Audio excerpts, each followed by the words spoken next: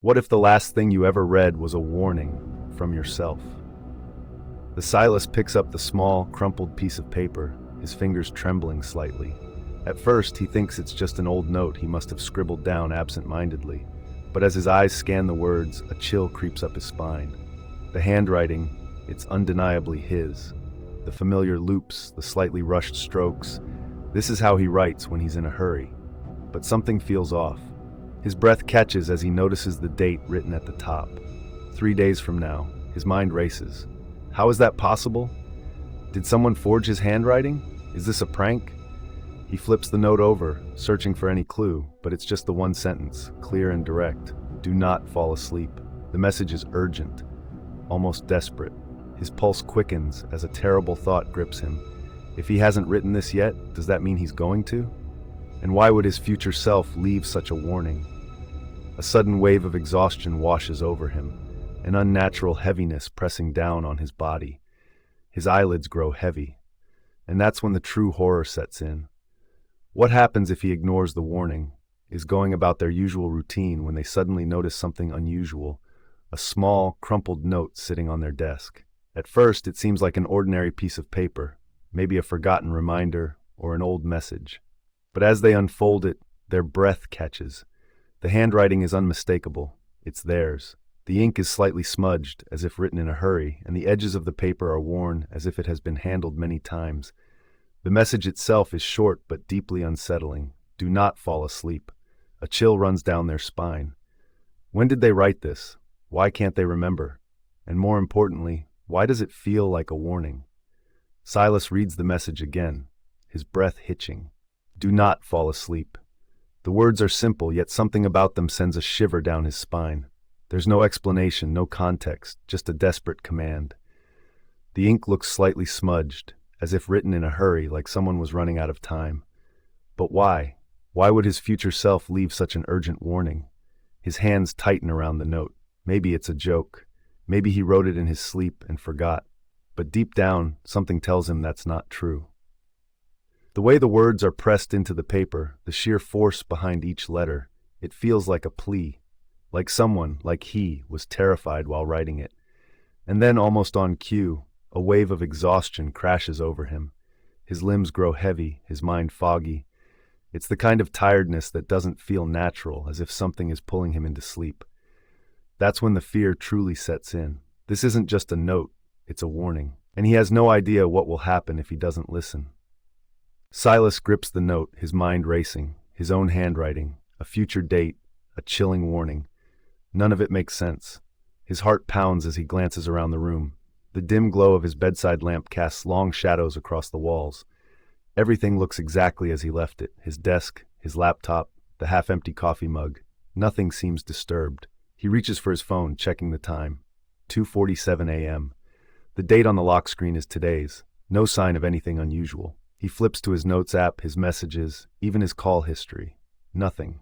No record of writing this note. His gaze shifts to the clock on the wall, then to the window. The street outside is silent, the world still. The eerie normalcy of it all makes the note in his hands feel even more unnatural. If he wrote it, when? Why doesn't he remember? A deep, unsettling thought creeps into his mind. What if he hasn't written it yet? And worse, what if he's about to? Silas rubs his eyes, a sudden wave of exhaustion washing over him. His limbs feel heavy, his thoughts sluggish, as if sleep is wrapping around him like an invisible force. But it's not normal tiredness, it's something natural. The room feels different now. Wrong. Out of the corner of his eye, he notices a shadow stretching across the far wall. But there's no movement, no source. His lamp flickers once, twice, before dimming, casting eerie shapes that seem to shift on their own. A soft whisper snakes through the silence. At first it's too faint to understand, like wind slipping through a crack in the window. Then another, closer this time, his name, drawn out in a hushed, rasping breath. Silas! His pulse spikes. He spins around, scanning the room, but there's no one there, just shadows that weren't there before. His body grows heavier, his eyelids droop. Someone is pulling him into sleep. And the note in his trembling hand suddenly makes horrifying sense.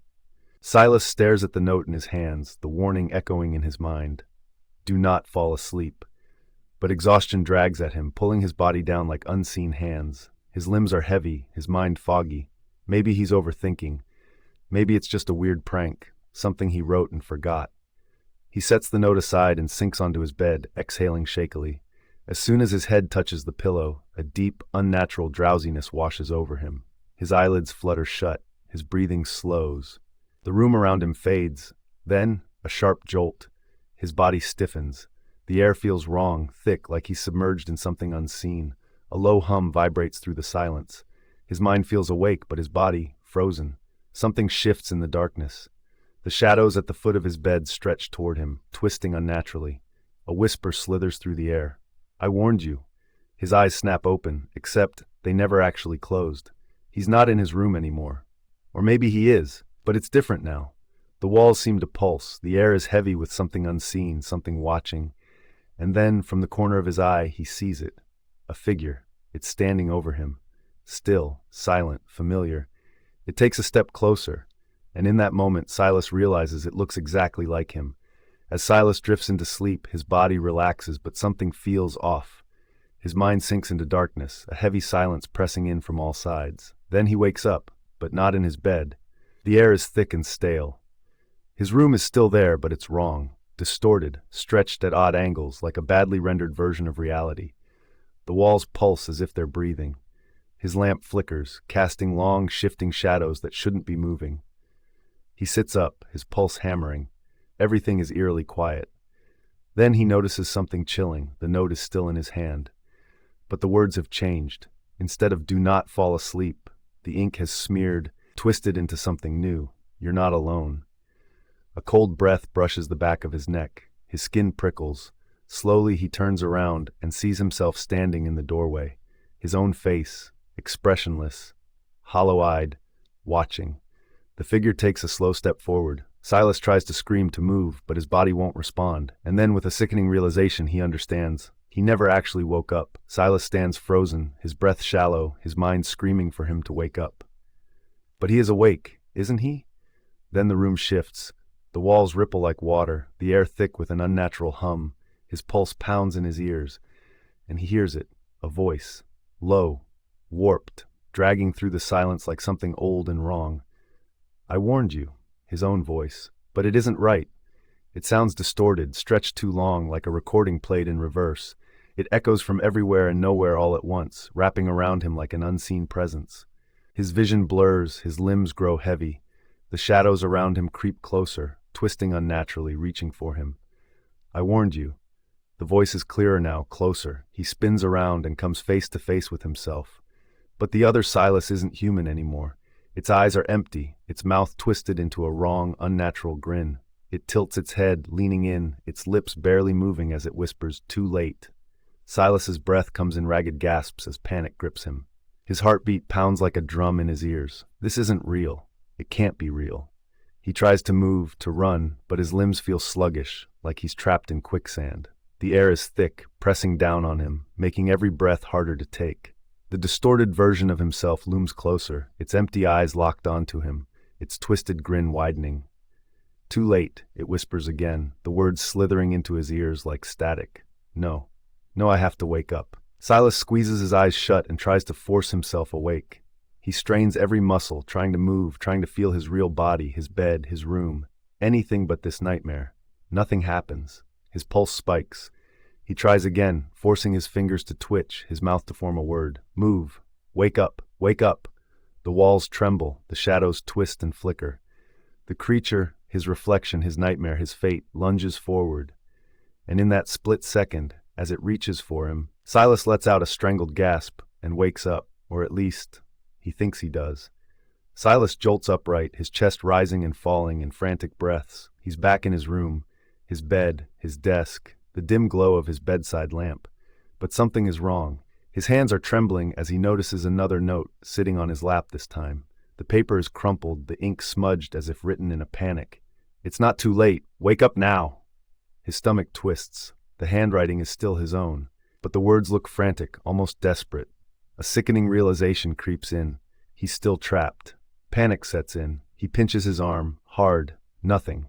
No pain. He slaps himself across the face. Nothing, no sensation, no shift, no escape. His breathing quickens.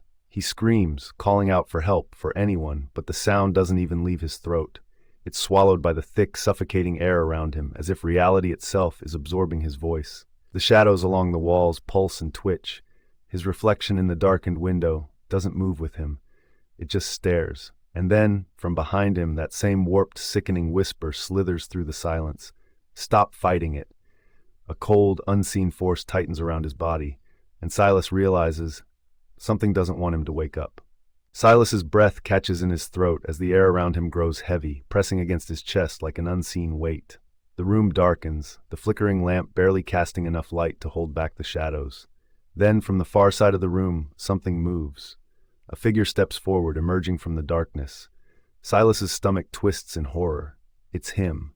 Same height, same build, same clothes, but wrong. Its skin is dull, almost lifeless, like wax stretched too thin over bone. Its face is blank, expressionless, but its eyes, black, empty, hollow. No light reflects in them, no soul, just a void staring back at him. The figure tilts its head in an unnatural, jerky motion as if testing its own movements. Then it takes a slow, deliberate step forward. Silas tries to back away, but his legs won't move. His body feels anchored, as if the nightmare itself is holding him in place. The figure takes another step, then another, its empty gaze locked onto him, unblinking. Then it speaks. The voice is his own, but warped, stretched, and distorted like a recording playing at the wrong speed. You should have listened. A cold hand reaches toward him, and the lights go out.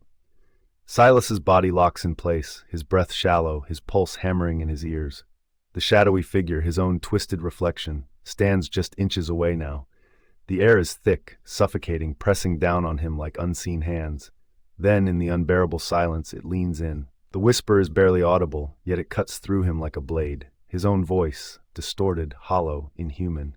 You're too late. A deep, sinking dread washes over him. Too late for what? Too late to escape? Too late to wake up? The walls around him begin to melt into darkness. The floor beneath his feet crumbles into a swirling void. He tries to move, to scream, to do anything, but his body is frozen, trapped in this waking nightmare. The figure lifts a hand and places it on Silas's chest. Cold, empty, wrong. A sensation like ice spreads through his body, numbing him from the inside out. His vision blurs, the world fading into black. And then, Silas's mind snaps awake. He's in his bed. His room is quiet. The lamp is still flickering, but his body feels different. Heavy, hollow. He forces himself to move, turning slowly toward his mirror, and what he sees makes his stomach drop. His reflection isn't moving. It just stands there, staring at him, with lifeless black eyes. A sickening wave of dread washes over Silas as he stares at his unmoving reflection. His own face, but wrong, hollow, empty, watching. And then it all comes rushing back. Flashes of memories, buried deep, now clawing their way to the surface. The notes, the whispers, the warnings. This isn't the first time. Every time he falls asleep, it happens again. The nightmare, the figure, the taking. He remembers now, waking up feeling off, as if something inside him was missing. The exhaustion that never truly fades, the growing numbness, the flickers of his own reflection not quite aligning. A piece of him disappears each time. A memory, a thought, an emotion, slowly draining away, stolen by the thing that wears his face. His breath comes in ragged gasps. He can't let this happen again. He has to stay awake, forever, if he has to. But then, a wave of drowsiness crashes over him, stronger than before. His limbs grow heavy, his vision blurs. The whisper slithers through the dark, curling around him like a cold hand. Sleep, Silas. There's nothing left to fight for. His reflection grins, and the lights go out. Silas jerks awake with a violent gasp, his chest heaving, his body drenched in cold sweat. His eyes dart around the room. He's back. His bed, his desk, the faint glow of his bedside lamp. Everything looks normal. But the dread lingers. Did he really escape, or is this just another layer of the nightmare? Then, he sees it. Another note, sitting on his chest as if it had been placed there while he slept. His hands tremble as he picks it up. The ink is smeared, the handwriting rushed. You barely made it, but next time, his stomach twists. There will be a next time. His body feels different, lighter, emptier. A piece of him is gone. And if he falls asleep again, what will be left? Silas grips the note, his mind racing. But there's one thing he's certain of now. This isn't over. If you like this story, don't forget to like, subscribe, and share, because you never know who might need the warning. And most importantly, stay safe, stay awake.